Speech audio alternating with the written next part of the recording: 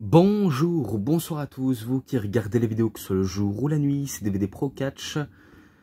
Oui, l'heure de vérité, et non les moindres, un gros événement qu'on attend quasiment tous chaque année, et que c'est encore en pleine attente, et que espérons que il y aura de la surprise dans notre WrestleMania de notre époque. Mais tandis qu'à la grande époque, c'était excellent. Donc je vais vous montrer le coffret en question tout de suite de quoi je veux parler. Même si vous peut-être vous saviez que c'est sûrement un WrestleMania, ou un Royal Rumble, ou un SummerSlam, ou un Survivor Series. Eh ben, je vais vous montrer ça tout de suite. Même si vous savez que c'est un peu dans le cas précis.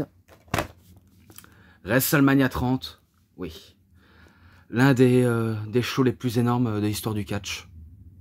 Et que j'avais beaucoup apprécié. Un peu comme WrestleMania 29, c'est l'un de mes deuxièmes WrestleMania que je regarde à la télévision. Ouais, vu comment WrestleMania 29, même si on se dit que c'est pas dingue, moi j'ai quand même apprécié par rapport à ce que AB1 et AB3 nous a proposé, et que c'est une première en tout cas pour moi. Donc c'est un petit peu pour ça que j'affectionne particulièrement, même si avec du recul, on se dit, c'est vrai que c'est pas top, ou alors on dira, ouais, c'est pas si énorme qu'on dit. Je suis un peu d'accord, mais on va peut-être se mettre d'accord que WrestleMania 30 est pas mal.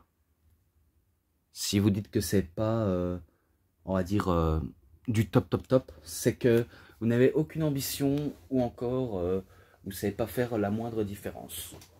Mais bon. Donc on voit avec les plus gros stars, John Cena, Undertaker, Randy Orton, Triple H, Brock Lesnar, Batista, Bray Wyatt, Daniel Bryan et Hulk Hogan. Et les temps vont bien rouler. Les temps rouler, quoi. Le Hall of Fame, il est en français également. Il dure 8h37. Et que Philippe Chéreau et Christophe Ajus étaient sur place. Et on voit la victoire de Daniel Bryan, Hogan, John Cena, Wyatt, Lesnar qui défait l'Undertaker, le gros choc de l'année, et Cesaro qui remporte la bataille royale pour le trophée de la mémoire d'André le Géant.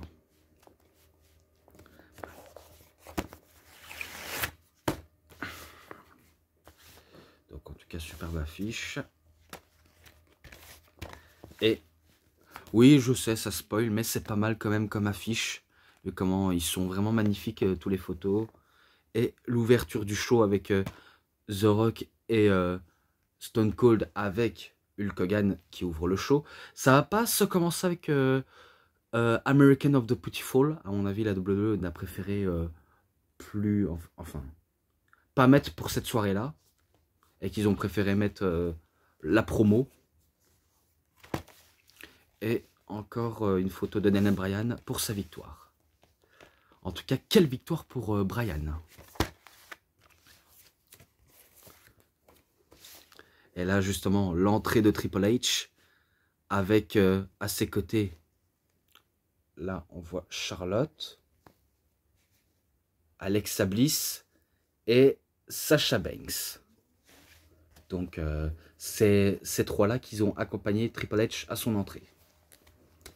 Donc, la promo d'Hogan, le match entre Undertaker et Lesnar.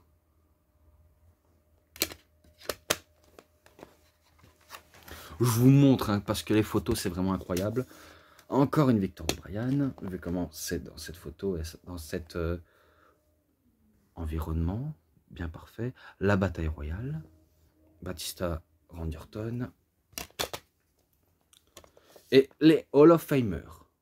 Carlos Colon, Razor Ramon, Scott Hall, Jake the Snake Roberts, Ultimate Warrior, Paul Bearer, Lita et Mr. T.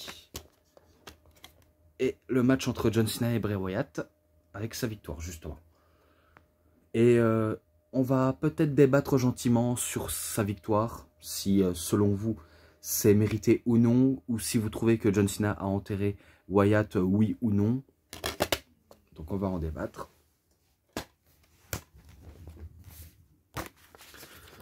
Alors tout d'abord, je vais commencer par les Hall of Fame, hein, si vous le permettez. Donc tout d'abord, dans le deuxième DVD, il y a l'ouverture de Hall of Fame. Et c'est Trish Stratus qui va introniser Lita. Carlita va parler notamment de toute sa carrière, que ce soit ailleurs ou à la WWE. Donc elle nous parle de ça. Et après, elle en a terminé notamment de son parcours dans le catch. Et que maintenant, ce sera au tour de Jake Roberts. Et que si je crois bien, Jake Roberts, il se fera introniser par DDP, donc Diamond Dallas Page. Et que Jake Roberts, selon certains spécialistes, c'est l'un des inventeurs du DDT, à ce qui paraît. Et que c'est notamment DDP qui a réussi à prendre la vie en main de Jake Roberts. Donc ça veut dire Roberts, il était en pleine période des addictions à la drogue et à l'alcool. Et que il devait se guérir de ses addictions. Donc heureusement que Diamond Dallas Page a été un très bon ami pour lui, à le faire remonter ses épreuves, et que là il était en plein chemin de la rédemption, et que si je me rappelle bien, un coup qu'il avait terminé l'une de la plupart de ses promos pour le Hall of Fame, eh bien il avait ramené son petit-fils, ouais son petit-fils, il est pas très grand mais il est encore petit à cette époque.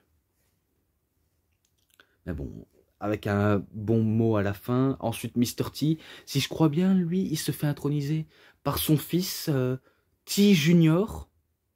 Et que Mr. T, ben, non seulement il va parler de son match à WrestleMania, premier du nom, mais aussi, ben, il va aussi parler un petit peu de sa carrière au cinéma, que ce soit, on va dire, en jouant dans l'agence Touriste ou dans le film Rocky 3.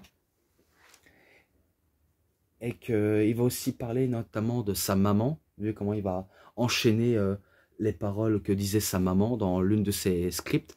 Et je me rappelle, c'est que Kane, complètement saoulé d'entendre ben, toutes les paroles de T, eh ben, il fait son entrée, mais juste pour faire dire à Mr. T, dépêche-toi car on n'a pas le temps. Donc il termine vite ses phrases avant que Kane l'étrangle et lui fasse un choc slam. Non, non, il va lui rien faire du tout, mais il faut quand même se dépêcher. Parce que c'est vrai que dans les Hall of Fame, ils mettent un temps monstrueux. Hein. Ils ont beaucoup de speech. Hein. Et quand je dis du speech, des fois, ça peut même durer 1 heure et quelques. Hein. Et ça, c'est pas de la vantardise. Voilà.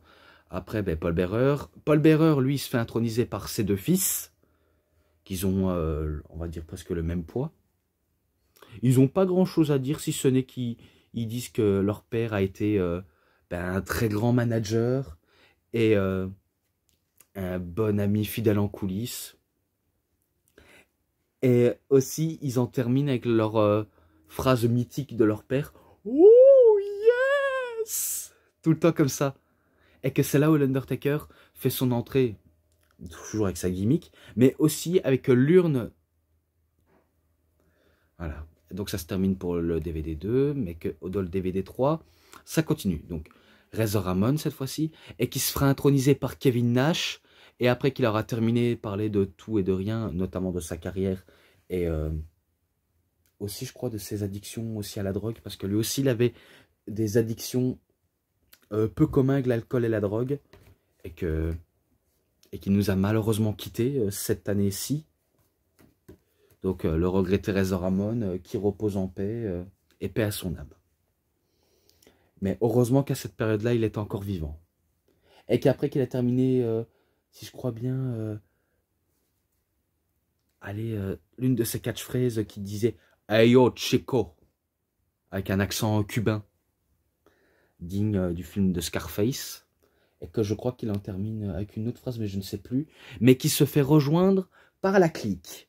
Donc Triple H, Shawn Michaels, Kevin Nash et X-Pac, Sean Waltman, Six, appelez-le comme vous voulez, ça reste quand même Sean Waltman. Donc il se fait rejoindre par la clique. Après, ben, Carlos Colon, lui, il se fait introniser par ses 3 fils, donc Carlito, Primo et Epico. Et que lui, il a été une légende du Porto Rico et aussi un promoteur à la WWC, Fédération Puerto Rico. et que c'est notamment à Porto Rico que Brother Brody a perdu la vie, mais ça, je ne vais pas vous en dire beaucoup plus. Mais bon, il se fait introniser par ses fils, et maintenant on termine avec Ultimate Warrior, que lui, il se fait introniser par Linda McMahon.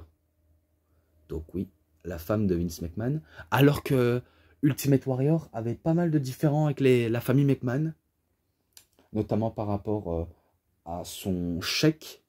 Donc il voulait avoir un énorme salaire digne de Hulk Hogan, et que il s'était pas mal embrouillé avec la fédération, et que si j'avais entendu, même dans ce Hall of Fame, Jake Roberts l'attendait pour lui donner un coup de chaise dans la tête de Warrior. Là, c'est pas dans une storyline, hein, c'est pas une kayfabe. Hein. Apparemment, Roberts détestait Warrior. À ce que j'ai entendu dire dans Dark Side of the Ring. Mais ça, je peux pas le prouver, malheureusement. Je ne peux pas vous le prouver concrètement aussi. Et qui se fait accompagner par ses deux filles. Et dire qu'après le WrestleMania et le Raw qui fait sa promo, eh ben, quelques jours après, il décède. Et que c'est un truc qui est choquant quand même. Un homme qui vient de se faire introniser pour sa carrière, peut-être pas pour son côté in-ring, mais pour sa carrière, pour le personnage, eh ben, il décède sans qu'on le sache.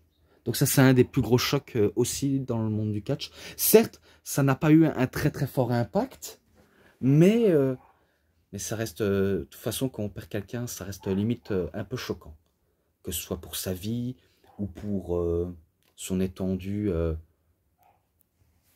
de sa vie professionnelle dans le catch ou dans la vraie vie en général. Ça a été pareil pour Daniel Bryan. Alors que Daniel Bryan, à peine qu'il remporte les titres du monde, eh ben, il se marie avec Brie Bella et que son père décède. Comme quoi la vie est très courte. Pour moi, ça reste quand même un événement tragique, alors que c'est le plus beau jour de notre vie. Mais bon, il a parlé de tout, tout ce qui concerne The Warrior, de sa carrière, et qu'il ajoute même qu'il a même mis ben, son vrai nom de côté, attendez, et que maintenant son nom de famille c'est Warrior. Alors qu'on n'oublie pas son véritable nom. Et que voilà quoi. Donc ça se termine pour le Hall of Fame, que ce soit pour le DVD 1 et le DVD 3. Donc voilà, j'ai assez tout dit. Je passe au bonus qu'il y avait dans ce Mania. Donc top 30 des meilleurs moments de WrestleMania. Donc il nous ajoute ben, tout ce qui nous a marqué. Donc ça se voit là. Ensuite, ben, pour Hulk Hogan, je crois que c'est en plein discussion pour WrestleMania. En tout cas, c'est sûr, il participe. Hein. Il participe vu comment on ne s'attendait même pas à revoir Hulk Hogan. Hein. Car sa première apparition, ben, c'était lors de Raw. Même s'il est apparu dans des shows télévisés. Avec des grands chroniqueurs, journalistes de la télévision. Et qu'il a signé un contrat avec la fédération. Alors qu'il venait de quitter la TNA. Et qu'on se rappelle qu'il était dans le même ring avec John Cena. Pas pour un affrontement, même si certains auraient préféré un affrontement commun, mais qu'un affrontement qui n'aura pas lieu. Voilà. Ensuite, Triple H et Stephanie McMahon qui nous révèlent ben, l'arène de WrestleMania 30. Donc ils étaient, tout d'abord ils étaient dans le noir, et après quand les lumières s'éteignent, eh ben, on voit la rampe d'entrée, la salle et le ring. Donc c'est tout ce que je peux vous dire de plus. Ensuite Batista qui nous parle ben, les premières réactions de son retour, et aussi de son seul et unique but, pourquoi il est de retour.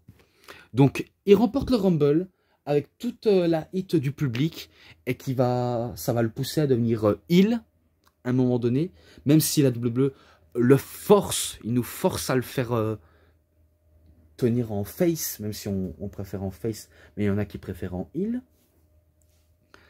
Et que malgré qu'il a connu un peu quelques, on va dire, succès à Hollywood, et qui va aussi, je crois, notamment à cette période-là, jouer dans Les Gardiens de la Galaxie, premier volume. Il y a quoi encore ben, je sais bien qu'il a fait pas mal de films, que ce soit indépendants, que ce soit avec Sylvester Stallone ou avec Jean-Claude Van Damme. Je sais bien qu'il a joué dans pas mal de quelques films. Même dans un James Bond, où il joue un méchant. Ou encore, il a même fait un film avec Rob Van Damme. Donc, ce n'est pas Jean-Claude, même s'il a déjà fait un film avec Jean-Claude, mais là, il s'agit de Rob Van Damme aussi. Et que lui, il souhaiterait capturer le titre WWE et du monde poids lourd pour être à son apogée de sa carrière. Et qu'il veut laisser de côté le mauvais souvenir qu'il a eu en 2010 quand il était en rivalité face à John Cena. Donc c'est pour ça qu'il veut achever une partie de son histoire dans le catch.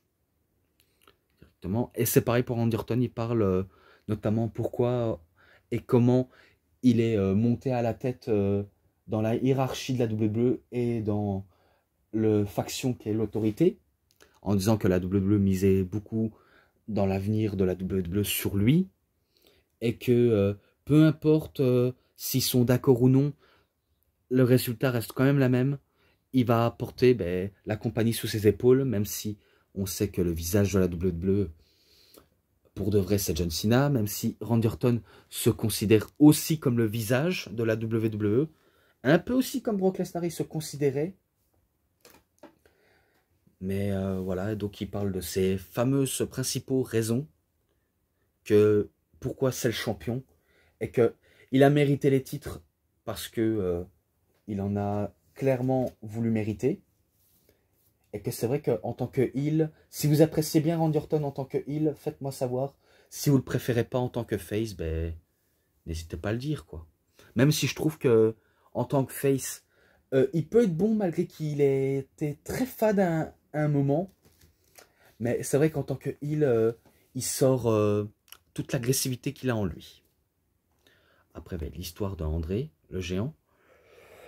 Vu comment l'histoire d'André a été marquée dans le marbre de la WWE, vu comment il avait marqué l'histoire notamment face à Hulk Hogan lors de WrestleMania 3, et que suite à sa disparition, ça a été lui le premier Hall of Famer de l'histoire, et que maintenant, on fait un trophée à son honneur pour WrestleMania. Et après, on se rendra compte qu'à la fin, maintenant, le trophée ne sera plus dans les WrestleMania, mais dans presque à l'approche de WrestleMania. Donc c'est un peu le choix étrange que la WWE nous a vraiment fait. Et là, la promo de Strick vs The Beast. Si je crois bien, c'est la promo de Polyman quand il nous donne sa vision de voir les choses, comment Brock Lesnar va gérer son match face à l'Undertaker. Donc, il disait un premier temps au début, est-ce que l'Undertaker peut réussir à conquérir la bête? Ça résout. La bête, pas la bête. Eh bien, lui dit sa réponse, c'est non. Car il voit quelqu'un en Brock Lesnar, quelqu'un de sans cœur, de sans pitié, très sanguinaire, et que pour lui, sa seule prédilection, c'est de 21 à 1. Et que lorsqu'il sera face à l'Undertaker, même si c'est pas la première fois qu'ils sont affrontés, car on se rappelle dans les années 2000 où Brock Lesnar a largement, carrément conquis l'Undertaker en le battant à plusieurs reprises, et que là, dans la plus grande scène du monde, il tente à créer l'exploit.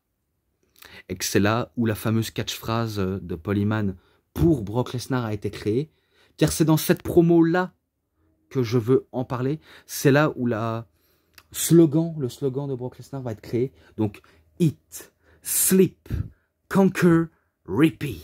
Donc, manger, dormir, conquérir et recommencer. Et il répète tout le long, jusqu'à ce qu'il termine à la fin en disant The conqueror, the streak. Je crois qu'il dit le conquérant va conquérir la streak d'invincibilité. Spoiler, il va le faire. Hein. C'est pas une surprise, il va le faire. Après, I looked at the career story of Hulk Hogan. Ouais, donc en gros, je crois qu'on on utilise encore une vignette sur la carrière d'Hogan, vu comment ils l'ont suivi, notamment du premier WrestleMania, ou jusqu'à ce qu'il remporte le titre de la WWE, même si à cette période ça faisait un peu vieillot, mais il faut quand même s'intéresser à l'histoire du catch quand même.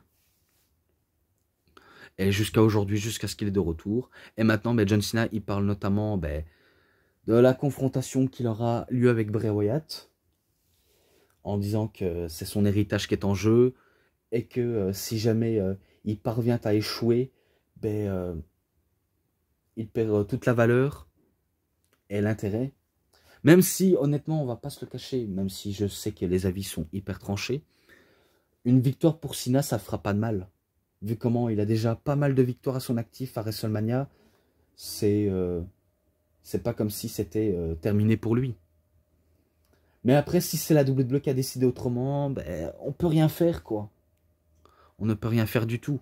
Et qui nous parle justement de sa carrière, quand il a commencé en tant que guest host de WrestleMania 19, où il faisait un freestyle qui trash-talkait la foule. Donc ça, on se rappelle des moments comme ça. Et qu'après, la promo de Edge Lee versus The World. Vu comment elle a un règne qui est hyper propre à son actif pour Edge Lee, et qu'elle dit que la plupart des catcheuses auxquelles elle a côtoyé et battu n'ont jamais réussi à la battre, et qu'après on se rappelle des petits mots comme tap, tap, tap, tap. L'air de dire quand les personnes abandonnent face à sa prise de soumission, donc le Black Widow, on est contrainte d'obliger à abandonner. Donc avec une visualisation de la promo assez énigmatique pour Edge Lee, faut dire ça le correspond presque ou bien à son personnage. Et vu comment j'ai déjà assez m'attarder sur les promos, je passe au premier match de la carte. Donc les Usos contre les Los Matadores, contre The Real American et Ryback Axel. Curtis Axel et Ryback. Alors, dans Los Matadores, je crois que je vais peut-être vous dire les noms. Il y a Fernando, Diego. Oui, Fernando et Diego. Avec toujours leur fidèle petit acolyte mascotte El Torito. Les Real Americans, j'ai pas besoin de vous le dire, vu comment ils sont accompagnés par Zeb Colter. Et que, si je me rappelle bien, un match hyper dynamique où il y a 4 équipes qui s'affrontent pour le titre, et que les Usos, c'était eux les champions, vu comment ils avaient battu les New Age Outlaws lors d'un épisode de Raw, et que maintenant ils défendent lors d'un kick-off de WrestleMania, et qu'ils vont le défendre avec succès. Je crois que celui qui va être sacrifié, je ne sais pas si c'est l'un des membres des Los Matadores ou Cesaro, mais en tout cas, il y en a qui va se recevoir un double splash, et que c'est victoire des Usos, et qu'après, il y a petite embrouille entre Cesaro et Jack Swagger, et que c'est à ce moment-là où Cesaro, il va faire un Cesaro swing sur Jack Swagger, notamment, et que ça signifie la fin de The Real American, car Cesaro va percer en solo, et il va notamment participer à la bataille royale pour le trophée d'André le Géant. Voilà. Ce match-là, allez, 3,5, je mets un 3,5 pour ce match-là. Et maintenant, le premier DVD pour l'ouverture du show. Alors, comme j'ai dit, il n'y a pas un chanteur qui va chanter American of the Beautiful. Non, ça commence directement avec Hogan qui nous souhaite la bienvenue à l'univers de la WWE à WrestleMania. Et je me rappelle, lors de ses promos, il s'est pas mal trompé. Il a cru que le Superdome, c'était le Silverdome. Vu comment il nous parle de ses passages dans le match au Silverdome où il avait réussi à soulever André le Géant et l'avoir battu par la suite. Et qu'après, Stone Cold Steve Austin, il fait son entrée et qu'il y a une grosse explosion du public. Et qu'après, Steve Austin va vanner sur l'erreur d'Hogan en disant eh ben, je suis bien content d'être de retour au Silverdome. Et qui va notamment citer ben, les apparitions de Hulk Hogan à WrestleMania. Il a dit, t'as participé au premier WrestleMania, WrestleMania 2, WrestleMania 3, WrestleMania 4, WrestleMania 5, WrestleMania 6, WrestleMania 7, WrestleMania 8, WrestleMania 9, WrestleMania 10, même s'il n'était pas présent dans le 10, mais à chaque fois, on entendait « What? What? What? What? » Et qu'il parlait aussi, lorsqu'on parle d'un bottage de fesses, c'est moi qui réponds en lançant les hostilités. Donc on a cru que Stone Cold allait peut-être faire un stunner à Hogan. Et aussi un affrontement qui ne sera jamais vu. Un peu comme Stone Cold et Brock Lesnar. Un affrontement qu'il n'aura jamais eu. Mais bon, il y a beaucoup d'affrontements de rêve qu'on n'a jamais vu et jamais eu auparavant. Et après, c'est là où The Rock apparaît. Donc, pour faire son entrée. Et aussi pour checker Stone Cold Steve Austin et Hulk Hogan. Et que là, il va corriger Hogan, même s'il va faire ses fameuses phrases habituelles en disant « Finally, The Rock has come back to the New Orleans. » Le Rock est de retour à la Nouvelle-Orléans.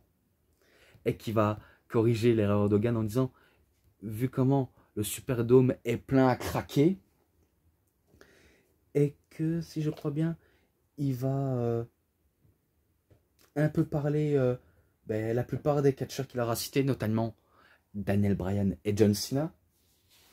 Il va dire quelqu'un va défendre son honneur et son héritage, vu comment ces fameux catchphrases sont hustle, loyalty and respect, donc pugnacité, loyauté et respect.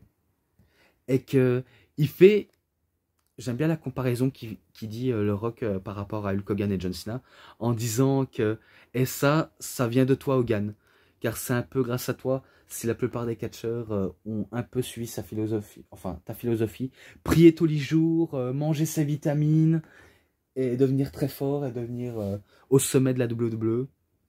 Et après, il parle de, mais quelqu'un va aussi défendre son honneur en affrontant à lui tout seul l'autorité. Et ça, c'est grâce à un gars tout chauve qui n'avait pas hésité à botter les fesses de son patron. Donc il fait référence à Stone Cold Steve Austin. Et c'est vrai que entre Stone Cold Steve Austin et le Rock, c'est vrai que Hulk Hogan se fait charrier. Hein. Il se fait vraiment charrier par les deux. Même si c'est plus The Rock qui le charrie de plus en plus. Et qu'après, ben, il termine avec une phrase en disant toi, tu peux déchirer ton t-shirt. Toi, continue à boire des bières. Tandis que moi, je communie avec la foule en disant « Est-ce que vous sentez ce que le Rock mijote ?» Et même s'il parlait aussi qu'il aura des petits rock, enfin des petits bébés rock, et qu'il y en aura beaucoup des petits rock. Et là, ça c'est sa façon de voir les choses. Donc, la promo se termine entre Stone Cold Steve Austin, The Rock et Hulk Hogan qui boivent tous ensemble des bières. Et que après, pas le temps de perdre une miette, passons au match qui est de la carte principale, parce que l'autre c'est dans le kick-off, mais là c'est le premier match qui débute la soirée en direct. Alors il y a une stipulation, et qui est marquée là, le winner, donc le gagnant, ira affronter Batista et Randy Orton dans le main event pour le championnat du monde poids lourd de la WWE, car il est marqué. Si Daniel Bryan ou Triple H auraient gagné, il aurait été ajouté au match dans le main event, plus tard dans la nuit. Exactement. Donc je me rappelle du clip Monster. Rien à voir avec la boisson, mais vraiment le titre. Où c'était un clip réservé que pour Daniel Bryan. Même s'ils incluent l'autorité. Mais que Daniel Bryan, il dit dans la promo que vous voulez le pouvoir, et ben nous aussi, on veut le pouvoir. Donc c'est là où Stephanie McMahon, elle fait l'introduction pour Triple H, et que c'est là où Triple H est accompagné par les futures grandes catcheuses de la WWE, que sont Sasha Banks, Alexa Bliss et Charlotte Flair. Tandis que Daniel Bryan, ben lui, il n'a pas besoin de gros centrés. Lui, sa seule grosse entrée, ben, c'est le public qui ne font que chanter yes, yes, yes, yes, yes. Et qu'il est présent dans Just Say Yes, Yes, Yes, je crois. Attendez. Non, non, merde. C'est le main event qui est dans le présent du coffret. Donc, autant pour moi. Donc, tout d'abord, ben, Triple H voulait le serrer la main, mais sauf que Daniel Bryan n'a pas oublié les multiples agressions qu'il a subies et tout le chantage qu'il a reçu. Donc, il ne va pas se laisser faire, il essaie de le battre avec un petit paquet, mais Triple H ne va pas se faire battre si facilement. Et qu'il y aura domination de l'un et l'autre, mais c'est plus Triple H qui va en venir beaucoup plus à bout de Daniel Bryan, et qu'il essaie de l'affaiblir notamment à l'épaule, vu comment il est blessé à l'épaule, Daniel Bryan.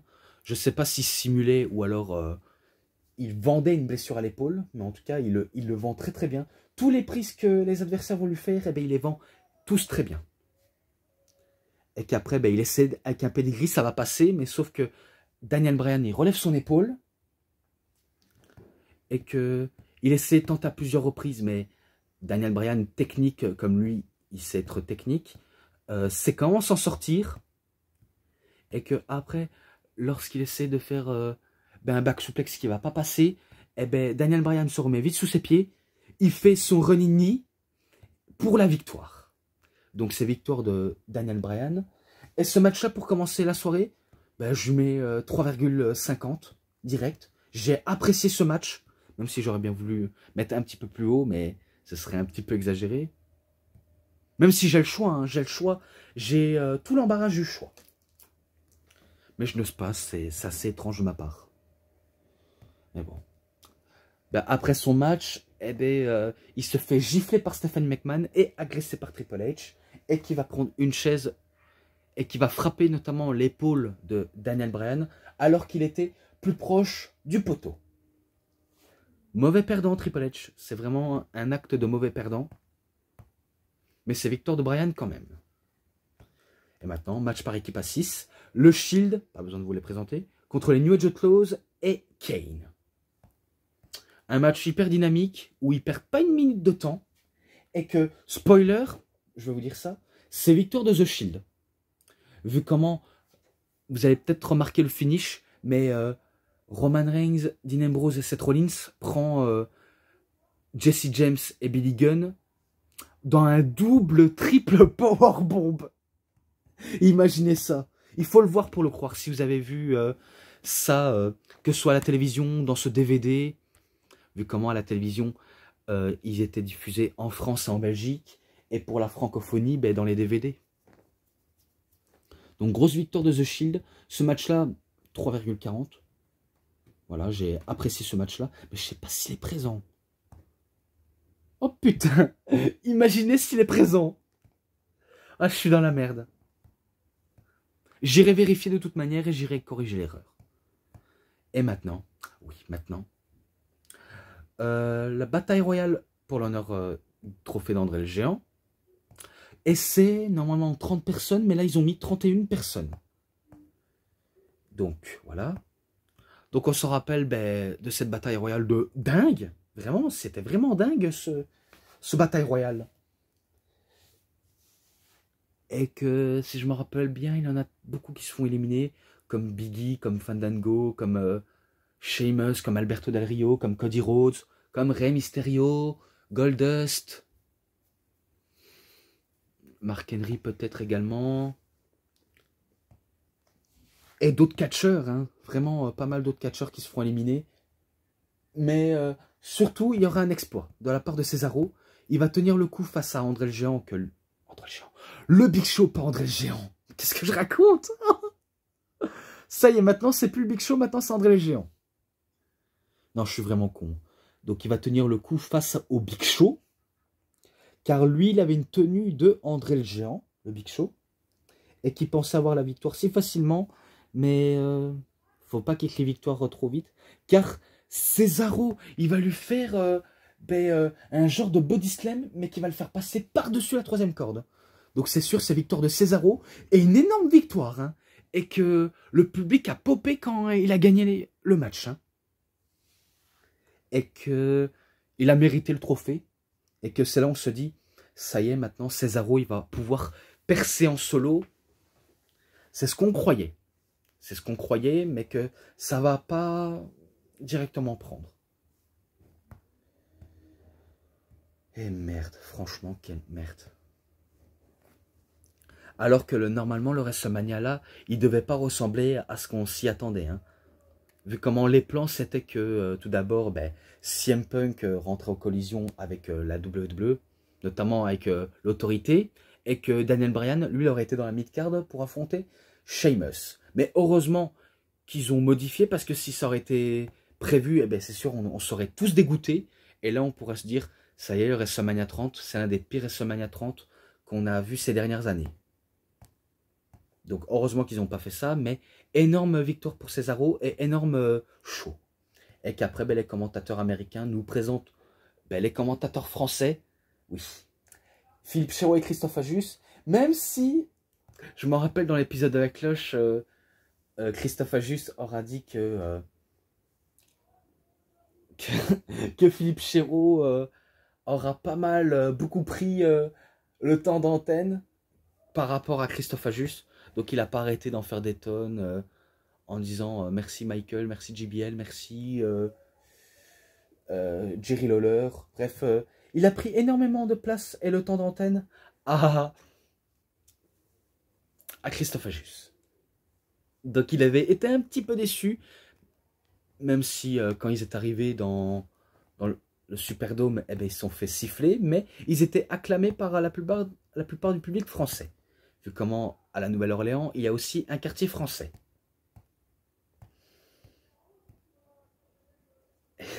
En tout cas, c'est une petite anecdote assez amusante. Hein. Donc, grosse victoire de Cesaro. Cette bataille royale, pour moi, il était plutôt bon, je trouve.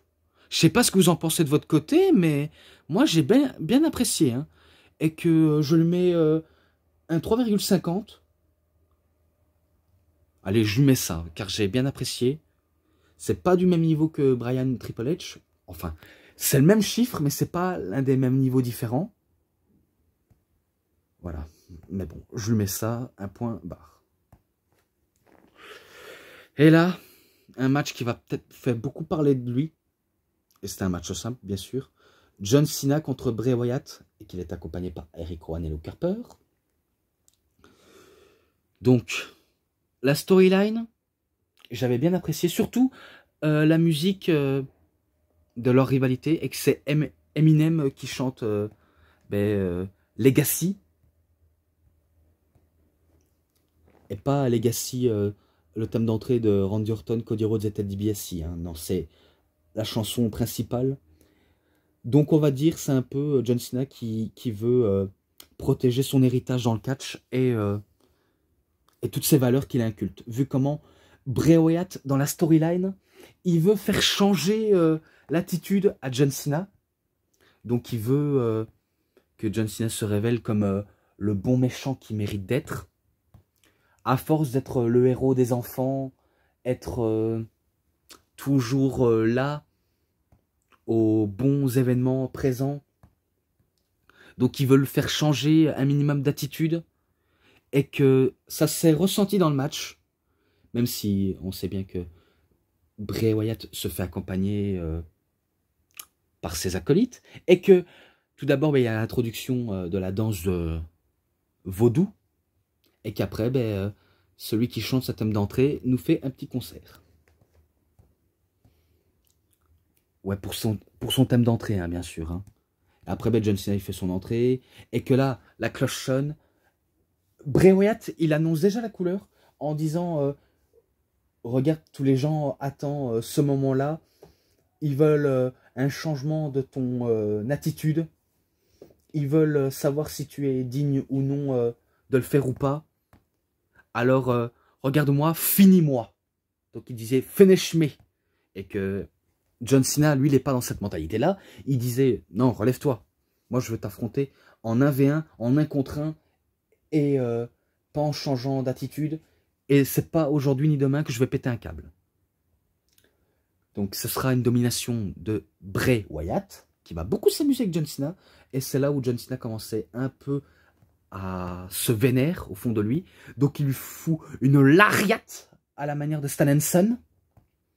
Et que là, on voit John Cena totalement vénère. Donc son attitude commence à changer. Petit à petit, hein. Et qu'après il commence à attaquer vicieusement Bray Wyatt en lui donnant des coups, des sacrés coups de pied, des sacrés coups de poing. Bref, il commence à se révéler. Et que c'est là où il commence à péter un câble. Est-ce qu'il va réellement faire? Est-ce qu'il va tourner heel? Donc c'est là où j'aime bien dans cette histoire du match. Même si vous avez le droit de ne pas apprécier ou non. Mais moi j'avais beaucoup apprécié. Et qu'on se rappelle qu'il y avait un escalier en acier qui voulait le frapper avec. Mais sauf qu'il ne va pas le faire. Parce que s'il sait qu'il se disqualifie, Bray Wyatt aura quand même gagné. Certes par disqualification. Mais aussi par entendu de son libre arbitre à John Cena. Son libre arbitre, c'est ses valeurs, ses règlements qu'il inculte à lui. Donc Bray Wyatt veut semer le doute dans la tête de John Cena. Il veut vraiment qu'il explose. Et qu'après, domination de Wyatt, avec des prises habituelles comme collision, avalanche, Sultan Splash. Et qu'il a tenté aussi un Sister Abigail, mais que John Cena s'en relève. Et qu'après, on se rappelle que John Cena, il a fait un crossbody sur Luke Harper et Rowan. Il va même se débarrasser de Luke Harper en le faisant inspire à travers les barrières de sécurité. Et au moment où il monte dans le ring, John Cena, Bray Wyatt, il va choper une chaise et il va le donner la chaise à John Cena en disant: allez, vas-y, frappe-moi avec. Vas-y, je t'attends. Libère ton véritable haine que tu as en moi. Donc, libère toute ta rage. Et que John Cena, on voit qu'il se vénère. Donc, il se vénère. Il veut vraiment le frapper avec. Hein. Il veut vraiment frapper un grand coup sur Bray Wyatt avec la coup de chaise. Et au moment où il est lancé, ce n'est pas Bray Wyatt qui vise, mais Eric Rowan. Il vise Eric Rowan. Il a tenté de le surprendre avec un petit paquet. Il tente le Sister Abigail, mais il se fait surprendre par un attitude adjustment. Et c'est victoire de John Cena par un attitude adjustment. Et quel match! Vous n'avez le droit de ne pas aimer ou aimer ce match, mais moi j'ai vraiment adoré. Même si vous dites que ça enterre Bray Wyatt, c'est presque le cas, mais moi j'ai beaucoup apprécié. Notamment à la story entre les deux. Et que du coup, il conserve son héritage, même si c'est une victoire qui ne sert à rien pour lui, mais qu'il faut le reconnaître, le match était pas mal. Donc vous avez le droit de ne pas aimer ou non, mais j'ai apprécié. Et que non, il ne va pas tourner heel, même s'il était presque à deux doigts. Mais bon, il reste quand même le héros de la foule. Peu importe s'il y a les sifflets ou les applaudissements, c'est le héros. Le héros de l'histoire. Ce match-là, putain, avec des matchs que j'ai en activité, je sais pas si je l'ai noté. Non, à mon avis, je l'ai pas noté. Ce match-là, je lui mets 3,60. Direct, je lui mets 3,60. Vu comment j'ai bien apprécié. Et que ça va encore continuer la rivalité entre Bray Wyatt et John Cena. Croyez-moi. Et là, le match. Enfin, tout d'abord, intronisation des Hall of Famers que j'ai cités, de classe 2014. Voilà, j'ai pas besoin de vous en dire plus. Et maintenant, le match, le choc de l'année, le drame pour certains chocs de l'année. Donc on voit le clip que Paul Heyman nous avait dit tout à l'heure, lors du bonus, et qui font leur entrée, que ce soit pour Brock Lesnar, qu'on nous cite même son palmarès, et que après l'Undertaker il fait son entrée avec des druides, et les cercueils, les noms de ces victimes qu'il a lui-même battues. Et dans l'une des cercueils qui apparaît, il y avait le cercueil de Brock Lesnar. Et après, au moment où l'Undertaker il fait son entrée, il crame le cercueil. Et que normalement, c'est là où il dit que lorsque le match est lancé, il a directement une commotion cérébrale. Étrangement, hein, c'est pour ça que, certes, vous allez peut-être dire le match est peut-être bon, mais on va pas se le cacher, le match n'est pas bon. À cause qu'il a une commotion cérébrale et qu'il n'est pas dans son assiette. Et que on peut se dire c'est un peu triste de le voir comme ça. Surtout qu'il se fait dominer de manière agressivement parlant par Brock Lesnar.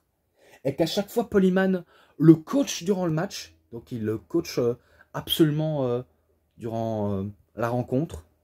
Donc il disait, allez, continue. Frappe de plus en plus. Fais encore une germaine. Ou encore. Donc ça se voit qu'il a vraiment un côté coach, Paul Heyman. Même si on sait jamais qu'il a un côté visionnaire. On a vu comment il a le côté visionnaire qui lui fait tellement de prestige. C'est pour ça, pourquoi pas à avoir un côté visionnaire s'il aurait pu finir être riche. Ah, parce que quand on voit les choses que nous on voit pas et qu'on prédit une victoire et une rencontre, c'est vrai qu'on peut se demander peut-être que Paul Heyman aurait pu être riche à cette période-là. Vu comment il mise toutes les chances devant son poulain. Mais bon, quoi, c'est une bonne vieille histoire. Donc il va dominer l'Undertaker, même si l'Undertaker va pas mal répondre. Il fait un Hell's Gate, mais Lesnar s'en dégage. Il fait un Chokeslam, il va s'en dégager. Le Last Ride Powerbomb, il va se dégager. Le Old School qui va passer, mais il va se dégager aussi. Tandis qu'il y a pas mal de German Suplex. Tentative de prise de Brock Lesnar qui nous tente à chaque fois. Mais l'Undertaker se dégage. Une Kimura que l'Undertaker va se dégager et qui ne va pas abandonner. Et qu'il fait une Kimura à Brock Lesnar. Même si ça va rien suffire. Je me rappelle au premier et au deuxième F5, il aura dégagé. Tandis que l'Undertaker, il aura fait des tentatives de tombstone. Mais c'est l'Undertaker qui va faire son seul et unique tombstone. Je ne sais pas si vous me suivez. Donc pas mal de tentatives contrées et esquivées de la part de Brock Lesnar. Mais l'Undertaker, il fait son tombstone. Et ce sera son seul et unique durant le match. Mais qui ne va pas porter ses fruits vu comment Brock Lesnar va s'en dégager. Donc il décide d'en faire une. Et c'est à ce moment-là où Brock Lesnar retourne la situation. Il le met sous ses épaules en Fireman's Carry. Et un F5. Et du coup, il arrive à battre l'Undertaker. Et là, je vais vous dire, les réactions de la foule sont réelles. Car nous, on ne s'attendait pas à ce que Brock Lesnar remporte le match. On ne s'attendait pas du tout. Et que Paul Heyman, j'aime bien, il fait « Oh my God, il a réussi! C'est pas possible! Oh my God! Oh, j'y crois pas! » Comme si sa prédilection avait porté ses fruits. Et c'est là où le célèbre image du gars dans le public au premier rang est totalement choqué. Et pas mal de gens ont été choqués car ils ne s'attendaient vraiment pas du tout que Brock Lesnar arrive à battre l'Undertaker après des décennies de domination à WrestleMania. Ouais, on va dire 22 ans de décennies pour l'Undertaker. À WrestleMania également. Hein. Vu comment c'est pour le 30e épisode de WrestleMania, le 30e anniversaire, si on peut appeler ça comme ça, eh ben, on ne s'attendait vraiment pas du tout. Et du coup, les chiffres s'affichent. 21-1, c'est l'Undertaker, enfin, c'est Brock Lesnar, le fameux conquérant. Putain, j'arrive plus à dire ce que je dis, hein. Je ne sais plus ce que je raconte, hein. Ah, faut dire tellement quand je donne de ma personne et de mes cordes vocales, c'est sûr, je suis lancé. Hein. Et que c'est un gros choc. Les émotions sont réelles. Et que Brock Lesnar, il quitte le ring et l'arène en un clin d'œil. Et c'est là où l'Undertaker est seul autour du ring, sous les applaudissements du public, qui se lève comme un seul homme et qu'ils applaudissent même les commentateurs. Hein. Surtout Philippe Chéreau et Christophe Ajus. Et que Christophe, il était en larmes. Et je crois que je ne m'y trompe pas. Il était réellement en larmes. Et pas mal de personnes étaient en larmes, hein, notamment dans le public. Et que, normalement, on se dit, je crois que c'est à cette période-là où il aurait dû raccrocher les bottes, son manteau, son chapeau et sa tenue de combat. Donc peut-être qu'il aurait pu raccrocher, mais il aura encore continué. Là, je ne dis pas ça pour me vanter, il aura continué à catcher. Donc il quitte sous les ovations du public malgré qu'il a perdu. Et qui nous a vraiment marqué. Ce match, comme je dis, il n'est peut-être pas bon, mais il nous a marqué vraiment les esprits. Hein. Donc c'est plus pour l'histoire que pour la beauté du catch. Hein. On va pas se le cacher. Ce match en description, vu comment il est présent dans le coffret de Brock Lesnar. Donc le deuxième, hein, pas le premier. Et après, on nous tease WrestleMania 31. Donc l'affiche de WrestleMania 31 que j'ai également. Et maintenant, on passe au DVD 2. Donc Vicky Guerrero Divas Championship Invitational. Donc l'invitation de Vicky Guerrero pour le match de championnat des divas. Edge Lee contre Aksana, contre Alicia Fox, contre Brie Bella, contre Nikki Bella, contre Cameron, contre Emma, contre Eva Marie, contre Layla, contre Naomi, contre Natalia, contre Nikki Bella, ça j'ai peut-être déjà dit, contre Rosa Mendes, contre Summer Rae, contre Tamina Snuka. Pas mal de noms, hein. Donc ils sont pas mal plusieurs. Et que je vais vous dire, celle qui remporte la victoire, c'est Edge Lee. Car elle arrive à porter le Black Widow sur Naomi, qu'elle est contrainte, obligée d'abandonner. Et que je ne vais pas vous citer tout ce qu'il y a eu dans le match, vu comment ça fait beaucoup. Et que ce match-là, 3,5, je mets un 3,5 pour ce match-là. Et après, petit passage dans les coulisses entre Hulk Hogan avec Roddy Piper et Paul Orndorff. Et qui avait aussi Mr. T qui rejoignait.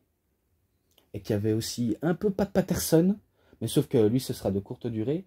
Et que les 4 hommes se font la paix plus de 30 ans plus tard. Et que maintenant on passe du côté de Main Event.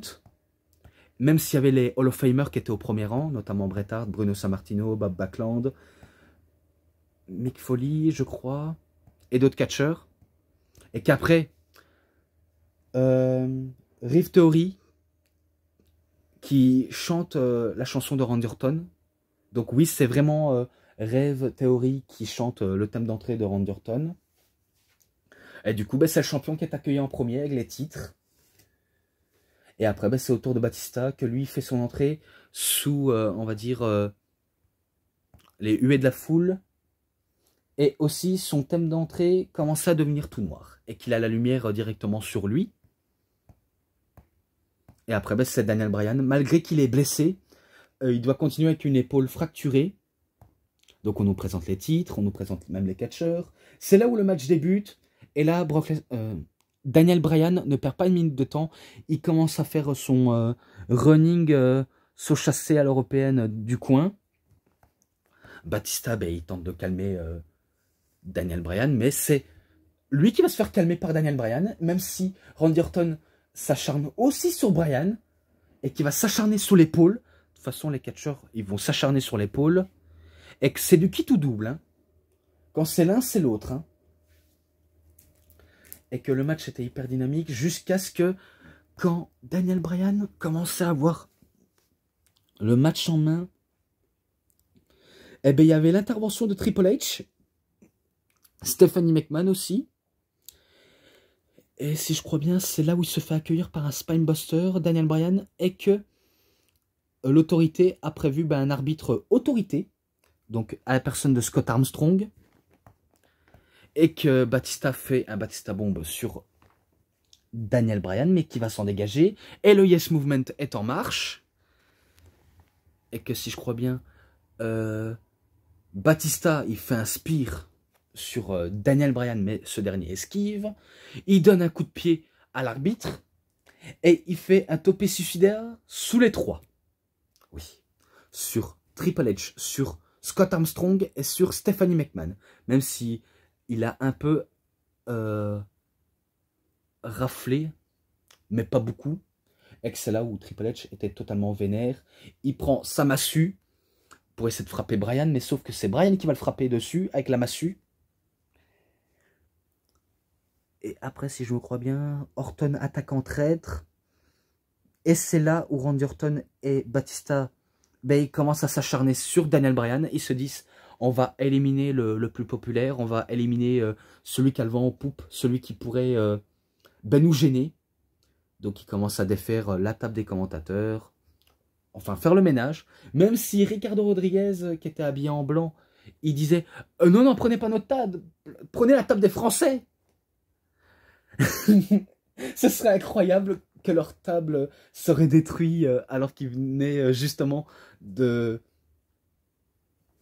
ben, de commenter, quoi. Donc c'est là on a eu un Batista Bomber KO, et que là on se dit ça y est, c'est fini pour Bryan, il va pas, on va dire, revenir dans le match. Et là j'ai presque envie de dire pour Daniel Bryan, c'est vraiment de style Chris Benoit, car il a vraiment un côté Chris Benoit dans cette storyline. C'est-à-dire le mec, il est le favori de la foule, personne ne lui donne sa chance, certes c'est pas le plus charismatique, et là on se dit, on n'imaginerait pas de le voir champion de la WWE du monde poids lourd, même si ça a été de courte durée. Et pourtant, il aura été. Donc c'est là où il se fait transporter aux civières, tandis que Batista s'acharne sur Randy Orton, même si Randy Orton, il riposte à chaque coup de Batista. Et qu'après, quand il revient, eh ben, il a une énorme énergie de la foule. Il tentait de faire un yes lock sur Randy Orton, mais il se fait couper dans l'élan par Batista. Et il fait aussi le yes lock. Et après, si je me rappelle bien, il se prend un spear Daniel Bryan de la part de Batista. RKO, Batista se dégage. Il essaie de tenter le pun kick, mais Batista l'a vu venir. Et là, il en a marre, il fait un spinebuster. Il veut faire son Batista bombe. Et c'est là où il se fait accueillir par un running knee et le yes lock. Et c'est là où Batista, il abandonne suite au yes lock. Et du coup, ben, c'est victoire de Daniel Bryan. Incroyable victoire pour celui qu'on ne lui a pas donné sa chance, celui qu'on a cru qu'il était trop petit, qu'il n'est pas assez charismatique, qu'il a aucun talent particulier. Certes, il a du talent dans le ring, mais il serait un atout faible, et pourtant il nous a prouvé le contraire. Et qu'après, il remercie, si je crois bien, Connor Michalek à la fin que les caméras se terminent, ou encore il invitait sa sœur et sa nièce à venir dans le ring, à chanter avec lui Yes, Yes, Yes. Sous les confettis et les feux d'artifice. En tout cas, excellent show et excellent main event. J'ai beaucoup apprécié ce Mania. Et putain, qu'est-ce qu'il était long, et qu'est-ce qu'il a fallu pour en dire. Hein. Donc pour ça, j'ai beaucoup apprécié, j'ai surkiffé. Et ce match-là, également en description, parce que je le pense déjà l'avoir noté. Donc voilà, je le dis honnêtement. Donc c'est vraiment magnifique. J'ai pris du plaisir à faire ce PPV, qui est incroyable. Donc pour cette review est terminée. Tout d'abord, les matchs, les bonus, les sainements et promos, parce qu'il y en a eu également. Et l'ensemble, il m'a beaucoup plu, mais quand je dis beaucoup, j'ai pas le choix de le mettre un 5,10. Ouais, donc je crois que c'est une première pour ce coffret sur un pay-per-view. Je mets un 5,10 tellement qu'il était énorme. Donc je ne sais pas ce que vous en pensez de votre côté, mais moi j'ai beaucoup apprécié, vu comment à cette époque j'avais kiffé. Et quand j'ai ce DVD que je l'avais acheté, notamment à la petite époque, je crois entre 2015 et 2016, j'ai surkiffé. Donc faut dire, j'ai vraiment kiffé à fond. Et que je mets fin à cette review sur une note positive, tout simplement. Donc cette review est terminée, c'était DVD Pro Catch. Si ce WrestleMania 30 vous a vraiment bien plu, n'hésitez pas à me dire en commentaire. Et si, notamment cette vidéo, vous a vraiment bien plu, vous savez ce qu'il vous reste à faire. Likez la vidéo, commentez, partagez, abonnez-vous à ma chaîne, cliquez sur la petite cloche pour avoir plus de notifications des prochaines vidéos. Et moi je vous dis bonne journée, bonne soirée à tous. Au revoir tout le monde pour une prochaine vidéo. A plus à tous les fans de catch.